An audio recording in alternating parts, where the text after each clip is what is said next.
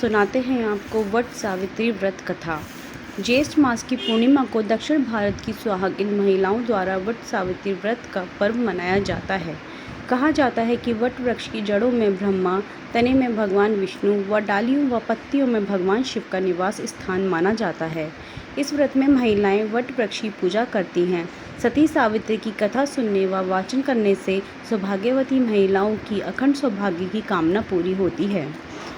सत्यवान की कथा।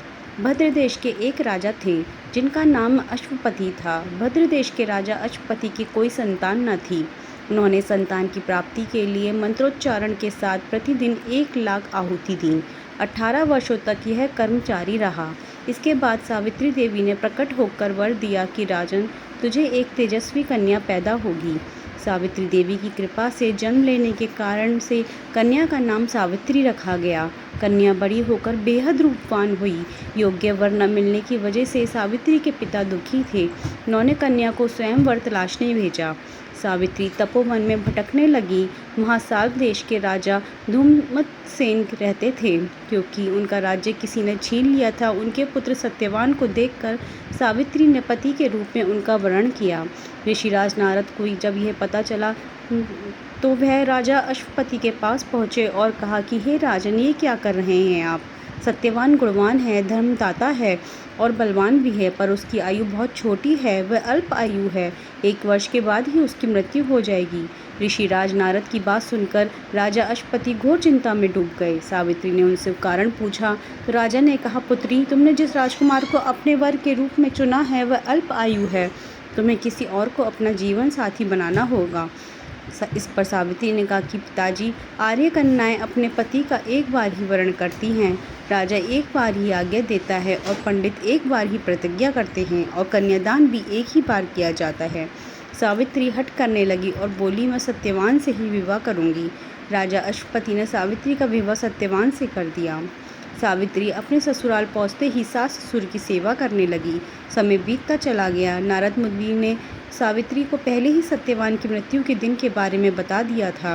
वह दिन जैसे जैसे करीब आने लगा, सावित्री अधीर होने लगी। उन्होंने 3 दिन पहले से ही उपवास शुरू कर दिया। नारद मुनि द्वारा कथित निश्चित तिथि पर पितरों का पूजन किया। हर दिन की तरह सत्यवान उस दिन भी लकड़ी काटने जंगल चले गए।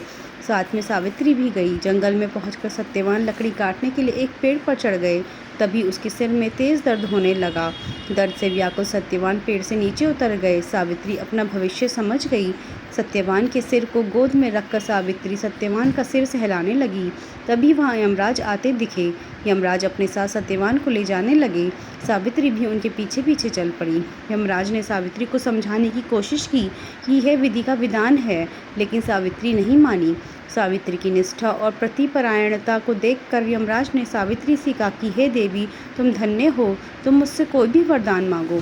सावित्री ने कहा कि मेरे सासुर वनवासी और अंधे हैं, उन्हें आप दिव्य ज्योति प्रदान करें। यमराज ने कहा, ऐसा ही होगा, जाओ अब लौट जाओ।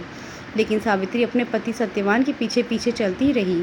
यमराज ने कहा, देवी तुम वापस जाओ। सावित्री ने कहा, भगवान, मुझे अपने पतिदेव के पीछे पीछे चलने में कोई परेशानी नहीं है। पति के पीछे चलना मेरा कर्तव्य है। यह सुनकर उन्होंने फिर से उसे एक और वर मांगने के लिए कहा। सावित्री बोली, हमारे ससुर का राज्य छिन गया है, उसे पुनः वापस दिला दें। यमराज ने सावित्री को यह वरदान भी दे दिया और कहा, अब तुम लौट जाओ। लेकिन सावित्री पीछे पीछे चलती रही। यमराज ने सावित्री को तीसरा वरदान मांगने को कहा। इस पर सावित्री ने संतान और सौभाग्य का वरदान मांगा। यमराज ने इसका वरदान भी सावित्री को दे दिया। सावित्री ने यमराज से कहा कि प्रभु, मैं एक पवित्र व्रता नारी हूँ और आपने मुझे पुत्रवती होने का आशीर्वाद दिया है। ये सुनकर यमराज को सत्यवान के प्राण छोड़ने पड़े। यमराज अत्यंत ध्यान हो गए और सावित्री उसी वट वृक्ष के पास आ गई जहाँ उसके पति का मृत शरीर पड़ा था। सत्यवान जीवित हो गया और दोनों खुशी खुशी अपने राज्य की ओर चल पड़े। माता पिता को दिव्य ज्योति प्राप्त हो गई। इस प्रकार सावित्री सत्यवान चिरकाल तक राज्य सुख भोगते रहे। धन्यवाद।